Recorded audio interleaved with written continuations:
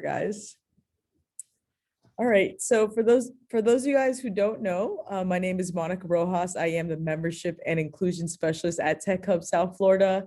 So I really focus on building the community, listening to you guys and figuring out how we can provide you value, how we can build this Tech Hub together, whether it's with tech talent, entrepreneurs, or just connecting the right people here. So if you guys have any questions, please reach out to me. Nikki is here, or she was here, and so was Joe. So they're part of the team here. But yeah, I'll send it. I'll drop a link in the chat just so you guys can get an idea about who we are.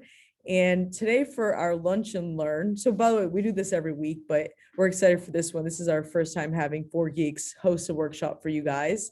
We will be recording this and posting it to YouTube so you guys can follow up and watch it again, or even share it out with someone who might find this valuable.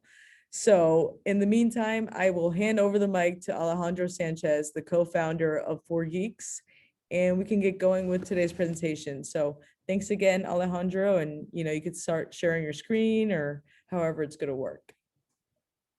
Okay, yeah, I'm sharing now, I think. You guys can see my screen? Yeah, we can see your screen. Well, I think there was a small confusion at the beginning of when we were posting the talk, because it was some of the posts that JavaScript, others with Python. So I want to first know in what are we interested in, because maybe you're here because you saw one of the postings, or maybe you saw another one. Because there was a confusion, but really it's I can do either, basically. So if you can put in the chat what you prefer to learn a little bit more about, if it's going to be JavaScript or if it's going to be Python.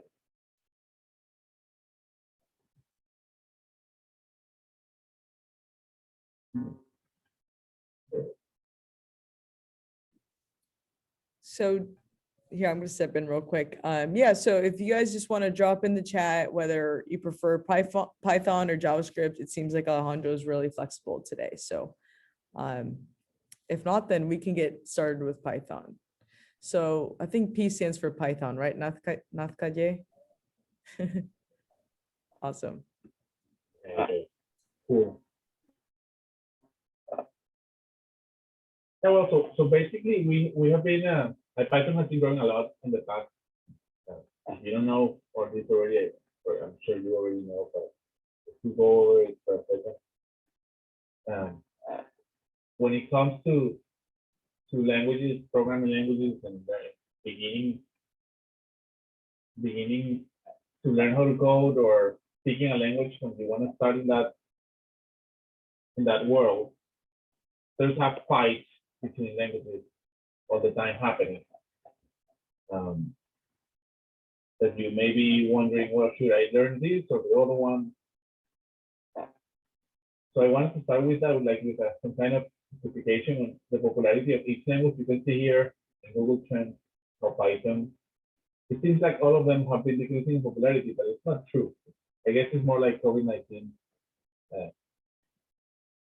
fault or something like that. Because obviously not all the programming languages are dropping at the same time in popularity. Well, I guess the no-code culture maybe is jumping in. There's a trend now of no-code. Maybe that's rising and that's responsible for dropping the entire popularity of the programming. But in general, Python is king. So that's what I wanted to say. Maybe if you want to be for real, like a enterprise developer, maybe Java will be there. But still Java is underperforming. So Python is basically the biggest programming language in the world right now. And also, if you want to learn a language, just if you don't think about popularity for a second, and you just think about what's the best way to learn, also Python will be the way, because well, it's the selected language for universities like MIT and Harvard. All of them prefer to teach in Python first, because Python has something. It's called the Python 10. Python 10. When they invented Python a long time ago, they were very visionary, I think. Hero of books, Frank Rojas. He was a visionary because he decided to create a language with a philosophy behind. The other languages didn't start like that. The other languages, they focus so much in technology that they didn't think about people, about how you feel when you code, stuff like that, right? They were just trying to make it, at least at the beginning. Obviously now that everything has evolved so much, new languages are amazing and you feel amazing, but those are very new languages. We're talking about the old guard, like Java, JavaScript, Python. And in the old guard, this is what makes Python so amazing. Beautiful is better than ugly. Alejandro, I'm sorry to interrupt. We just got a request. Are you able to bring your microphone a little bit closer? Because there's like an echo in the room. Absolutely, my bad. Thank you. I think people better now, right? They always forget. Wait, let's see. Is that better for everybody? Okay. All right, Alejandro, can you talk real quick? Testing 1, 2, 3, 1, 2, 3. I think that's better. Okay, perfect. Thank you. Here, the presenter.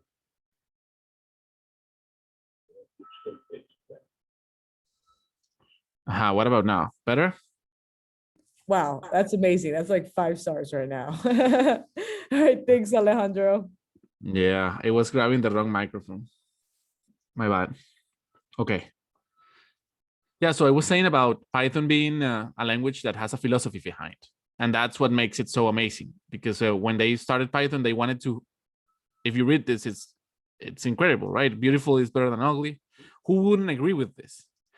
But it's not only this, it's that they actually, when they did Python, they embedded that philosophy in everything they did. So for example, if you say in your computer, in any, almost every computer in the world comes with Python. That's another great thing, right? You don't have to install anything. If you just open a terminal, like for example, if you have a Mac, you can click here on the spotlight search and you can put terminal. And it will open something like this. If you have a PC, instead of opening this spotlight on the top, you can just open the Windows bar at the bottom and search for CMD. So it'll be CMD, and that's gonna open a terminal for your PC computer. If you have a Mac, again, it's terminal, what you have to type, and you have to click here on the top on the spotlight. And after you do that, you are like in developer mode, right? Because developers use the terminal or the command line for everything. So if you type here Python, it will automatically recognize that you are starting to code in Python. And then you can just say, what was it? I had it here, but let me see. Python send terminal. There's a command that you can type. Let me see. Maybe if I say print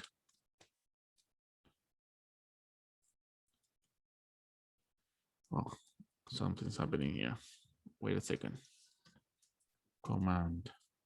There it is.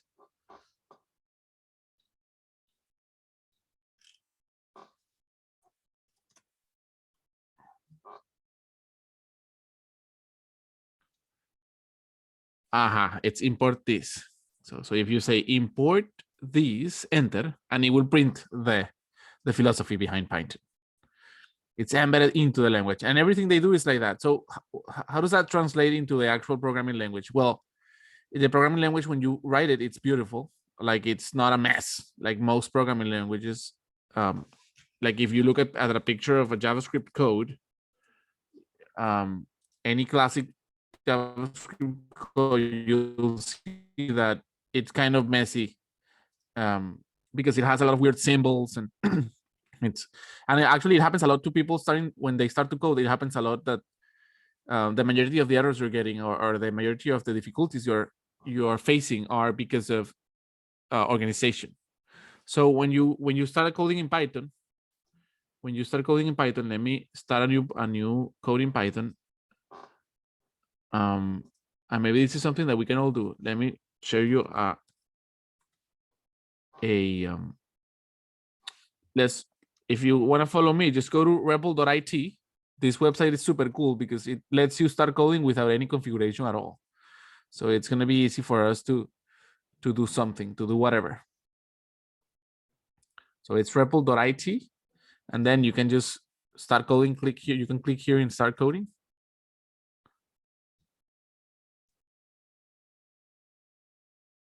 And you can log in with whatever you decide to log in. I have my GitHub account, but you can log in with Google or whatever. After you do that, you can just press here to start. On the top right, if you have any question in the chat, you can just ask me and I'll stop because I'm looking at the chat. I have it in a separate screen. So after you go to rebel.it and you log in, you just click here on the top right in the blue plus, and that's gonna start a new Python language document so that you can start writing in Python right away.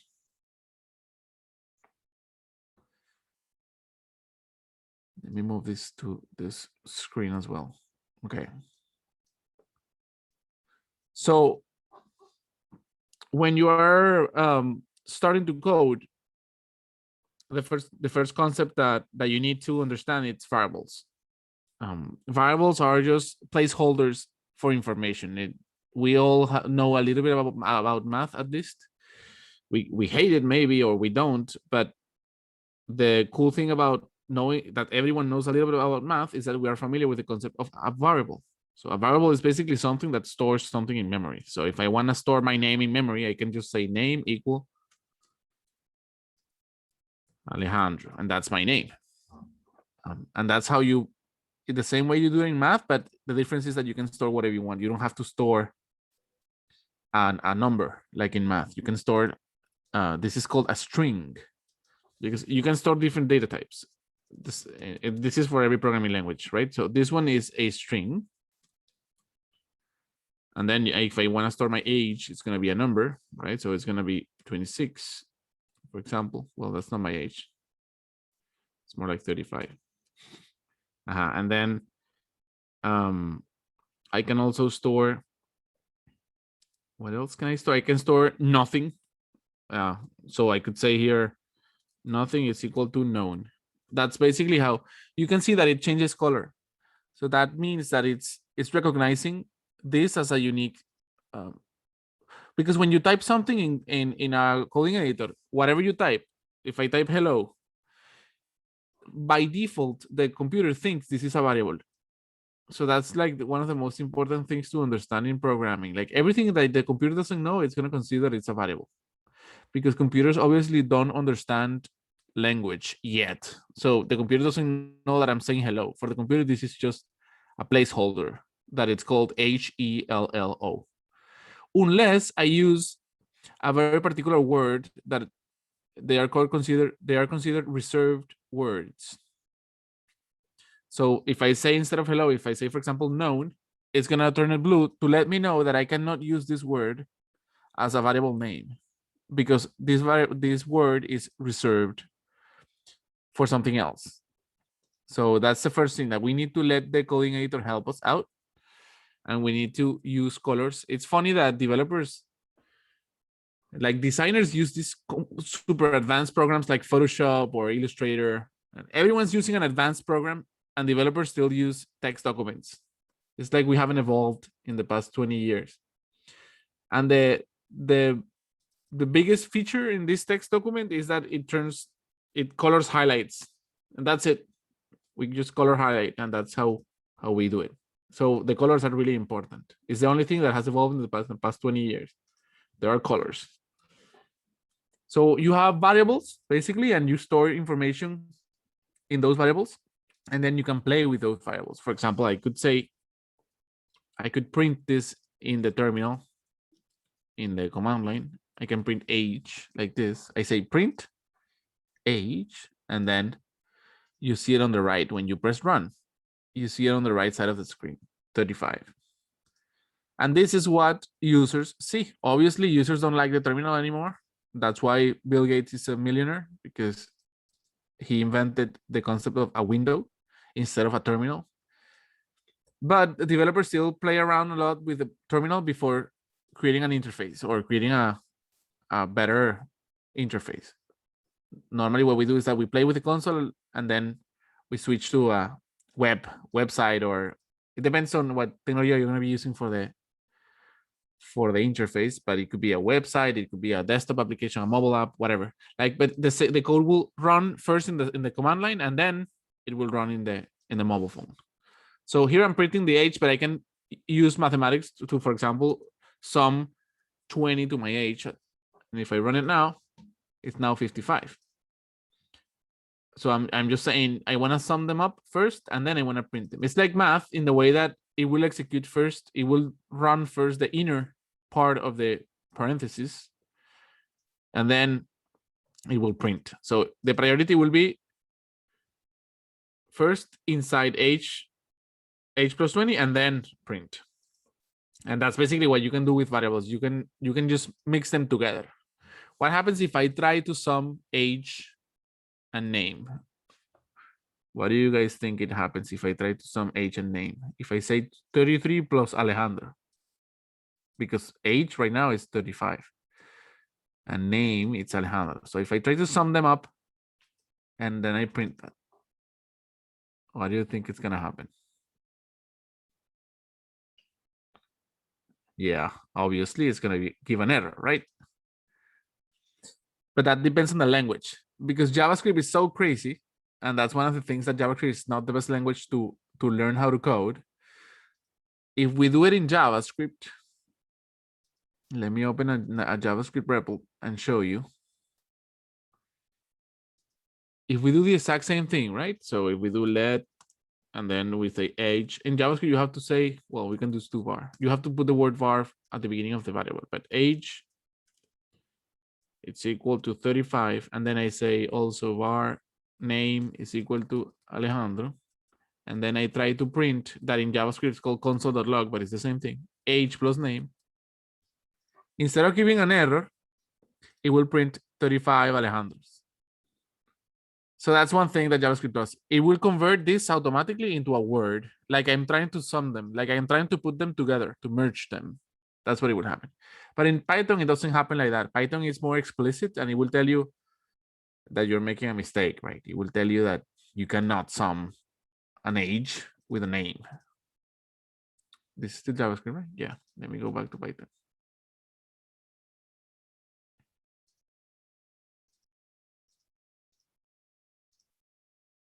So yes, that's one thing. Like you cannot mix variables like that. If you want to mix them, you have to first convert them back. So I can say age, for example, is 35. And I can say that name is Alejandro. But I can also say later that age will now be, I think it's int. Yeah. I think it's like this. Int 30, no, actually it's not like this. Is, I don't know, Python int to string. Sorry about that. Like this, str. So I can say here that I want to convert this 35 into a word. I know that for humans, the word 35 and the number 35 is the same thing, right? If we see as a human, if we see age 35 and later on we see age 35 in quotes like this, for us will be the same thing. But for programming languages, it's actually a completely different value. And it's not going to be the same. So we have to say, if we want to treat it like a string, we have to say that we want to convert it to a string first, str 35, and now age will be a string, and now I can sum it like this, print name plus age, and now it's going to be like JavaScript. It's going to put Alejandro 35. So I can sum words as long as they are all of them are words. So I have, this one is not a word yet. It becomes a word here when this is called parsing. So you can convert values from integer to string, or from string to integer, or anywhere you like. And the amazing thing about this, well, the only additional concept that I wanted to show is list of things. There's another thing, and with that, we have enough to play around with something super cool. We're gonna be building in the next following minutes, we're gonna be building an excuse generator so that you can make excuses to people without even having to think about the excuse. And that's pretty simple to do. I'm just gonna show now the concept of lists, and that's it. So a list is just a bunch of things, like in real life. So I can, for example, say here, names in plural, and I can have a bunch of names as long as I start with a square bracket like this. So Alejandro, Bob, Tom. Remember, if you put Tom like this without the quotes, then it's not a string, it's a variable, and the computer thinks that you are declaring a new variable like this, that you're saying something like Tom equals to whatever, and that's not what you're doing. So you have to put it in quotes like this, and that way the computer knows that it's a string. Okay, and now I have a list of names. If I print that, names, it's actually going to print it now like this. There it is. So that's all I wanted to say in terms of theory. Now let's play. That's what everyone wants to do. It's just to play with code. So if we want to make an excuse generator to be able to put excuses automatically for people, we have to think about it first like an engineer, like how do we engineer this problem? And an excuse, if you think about it, let me say it here. Let's say a normal excuse like my dog ate my food or my homework, I guess. This is classic excuse that you make when you're 7 years old. So if we think about this sentence, then we can split it like normal English sentences. We can say that my dog, then ate is a verb. My dog is the who did it, and then how he did it, and then I guess we can call this the subject. I don't know, the subject of your excuse. English is not my first language, so bear with me here. So we can split the sentence in three things, and that's all we need. That's all the engineering we need to do. It's a big word for a simple thing. We're just splitting this in three. We're gonna have three lists of strings, and then we're gonna mix them together. So let's do it now. Like I'm gonna just say here, who did it? So my dog, and what he did, or she, or it, or they, ate, and then actually how, I guess, yeah, and then what, my homework.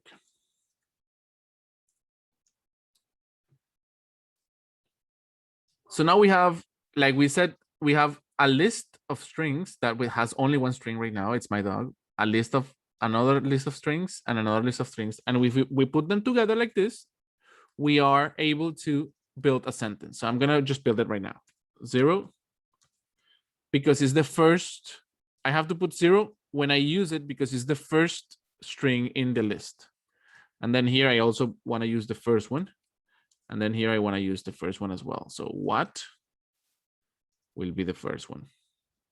I know that the first one sounds like it should be a 1, but whoever created this, he wanted to confuse everyone and he started at 0. So you have to remember that you have to start at 0.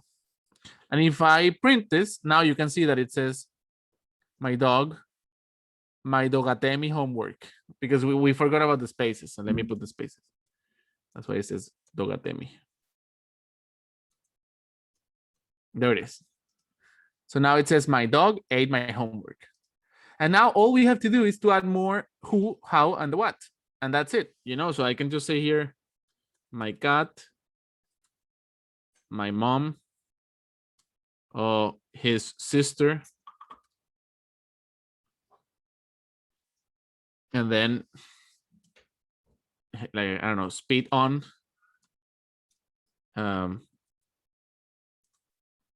burn, and then I can just put here my car, I don't know, the building. And we have a bunch of combinations now to do. And how do you combine, how do you combine these things now? Maybe that's the question, right? You have to randomize. And it's not a concept from coding, it's a concept from life, like picking random stuff. But the things that computers only can randomize numbers. They cannot randomize anything else in the world. So you always have to like somehow convert your whatever you want to randomize into a number. So Python has one thing that you can that it's called the random module. So you can say import. I think it's like this. Import random. Actually, I don't remember. So how to do a random number in Python. Let me just copy this and that's it. Yes, import random. So I'm going to do that at the top and then like this, random int. So basically what this is saying is that if you want to, instead of putting 0, you want to put a random number, you put random.int and then you have to put the minimum and the maximum. So I'm going to say from 0 because this is 0, remember? So this one here is 0. This one's 1, this one's 2, and this one's 3 because we start at 0. So I want to go from 0 to 3. So from 0, 3. I think that's it. Yeah. And now I can just put the same thing in all the other ones. So I want a random number here as well from 0 to 3. And I want a random number here from 0 to 3. And if I press run, it gives an error. Let me see what was the error. Because this one has 4, but this one doesn't have, it has 3, so it doesn't, I need another how. Any ideas on the how? 8 speed on burn and I don't know, step on. And here we can do my thoughts. We can make it very complicated. And that's it. And now we have another error. Let me see why. For some reason it's saying that it's out of range. That means that I'm trying to retrieve like number 4 and it doesn't exist. It's out of range. So let me see. 0, 1, 2, 3, 0, 1, 2, 3, 0, 1, 2, 3. Maybe. Actually, let me just. Is that comma in the how at the end there the problem maybe? It could be. You were absolutely right. Yeah. Well, I guess you already know. It's not. I'm not that good of a teacher. Probably you already know. So that's how you build my dog spit on my homework.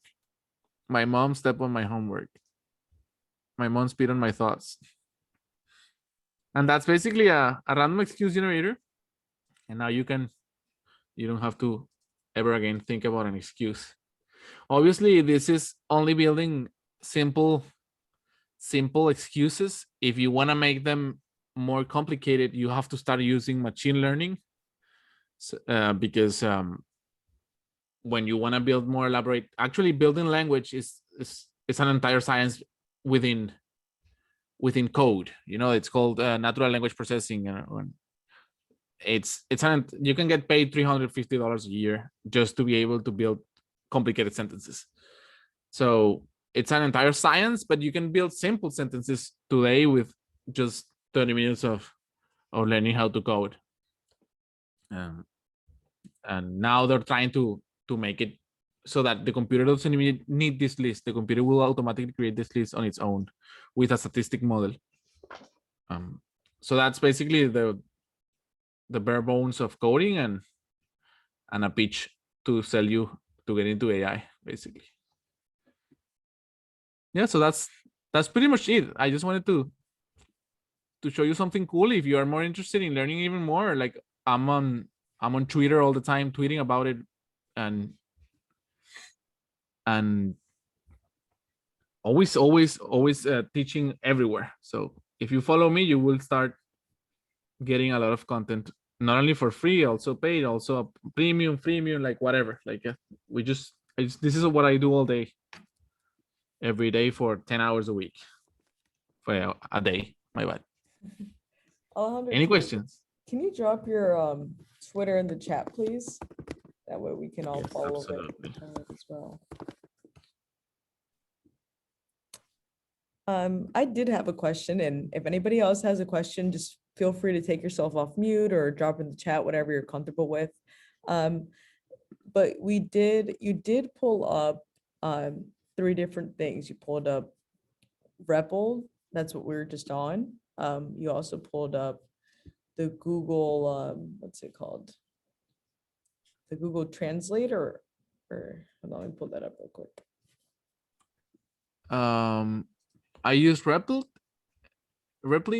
or Repl.it, and I think all the other stuff was just Googling, right? I Googled some things, but I think to do this exercise, all you needed was the Repl.it. Because at the beginning I did the terminal just to show you how Python is installed in your computer, but then I decided not to do it through the computer because it was a lot easier for. Actually, I can share this code. Let me share it. I think that's sharing the code now. Yeah. Okay. Yeah, so you also use Google Trends. Okay, so that was kind of just to share why Python is kind of like king or taking the lead here, right? Yes. Yes. Okay. So what I know you've been coding for like what, 20 plus years? Yeah.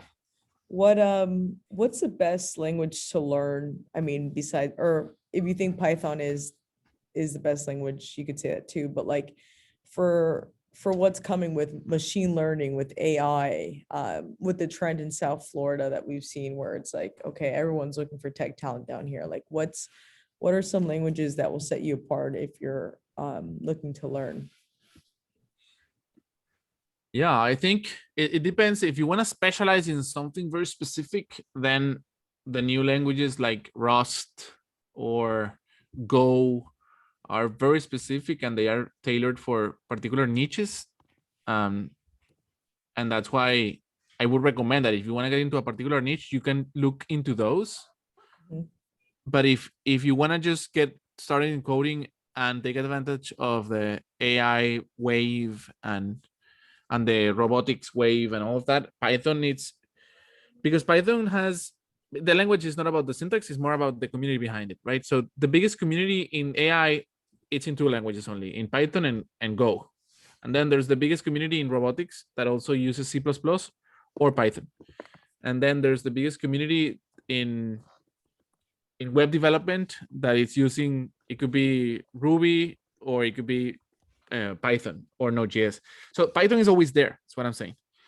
So if you want to just get it starting to coding, I would say 100% Python.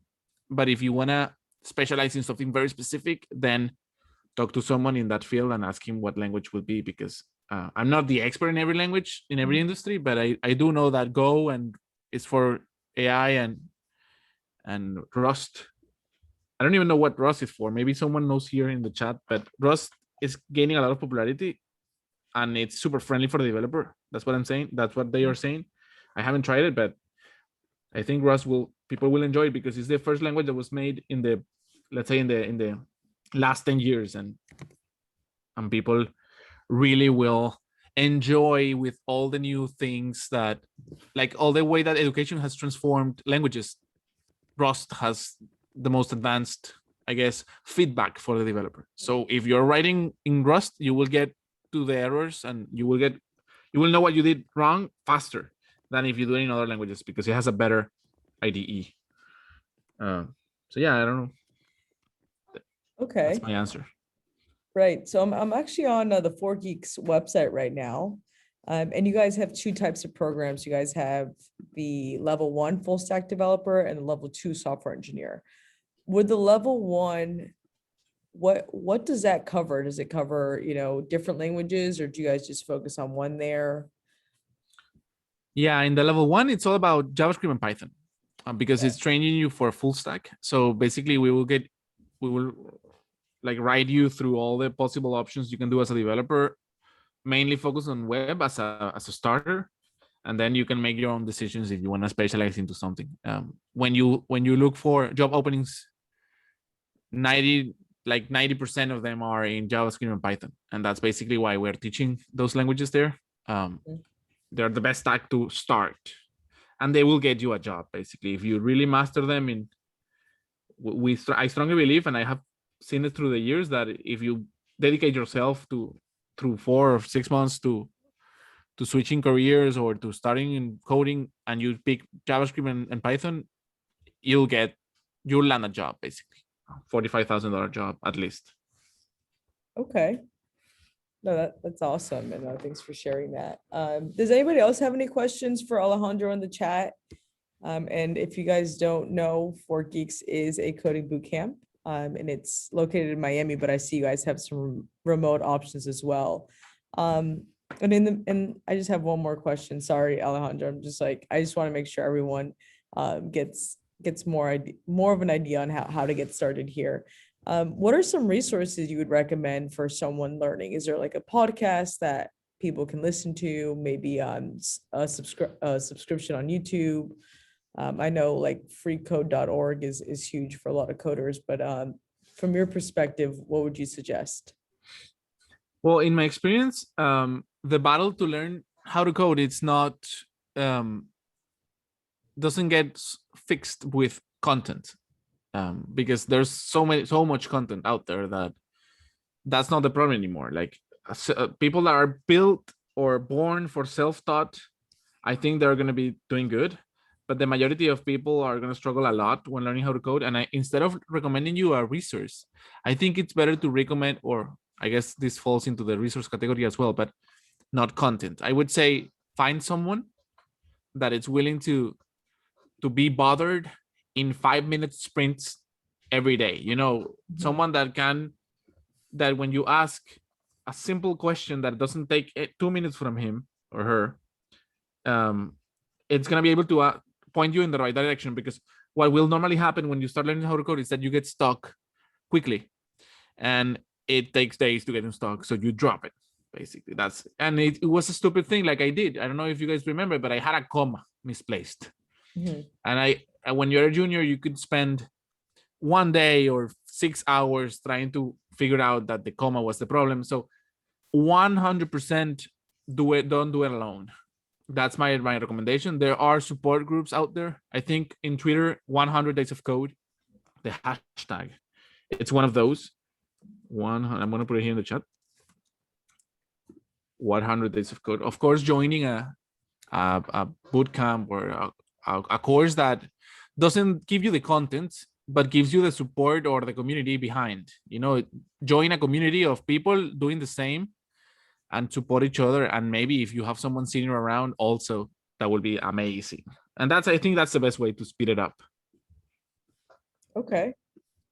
No, that was actually really helpful. Just like kind of having that one person you can kind of just let review, and Jonathan stepped in here, so that was pretty awesome to see it happen firsthand. Nakaje did have a question for you, Alejandro. I don't know if you see it in the chat, but it's if the niche in machine learning AI, you would recommend Python full mainly? Yeah, 100%. If you think about the companies that are leading in the AI world, one of them that is actually leading very far ahead, it's Tesla. And Tesla is the only company in the research that we've done that solely use Python. It's crazy. Like most of the companies, they use Java and Python, the big ones, I mean, the ones that are leading the world. They use Java for their stack, not JavaScript, Java. And then they use Python for not little, but for the machine learning part. But Tesla in particularly, it's so devoted to AI and machine learning that they decided to do it 100% in Python. So, and they are setting an example. Remember, Tesla is developing the biggest neural network and machine learning predictive algorithm that in the world right now. So I think whatever they do, it's going to be done in other companies in the future years. So 100% Python. And Neuralink, someone is mentioning about Neuralink there. The thing about Neuralink is that they also have hardware, so they need a lot of C++ as well, because they need, the biggest challenge in Neuralink is not yet the machine learning part. It's more like interfacing with the brain. So it's a different challenge. It's more C++. And when you are a very low level developer, like working with the machine, closely to the machine, Python is not the best tool. It will be something like C++ 100%. Awesome. Okay, well, thank you, Alejandro. And if, just so you guys, I'm gonna drop in our Slack channel in the chat. So, Alejandro mentioned community. So if you guys want to check out our Slack channel, we do have a developers channel in there. So that way you guys can find an accountability partner. And I would love to have 4Geeks host another workshop in the future. We hopefully in Q3, Q2, we can do some in-person events.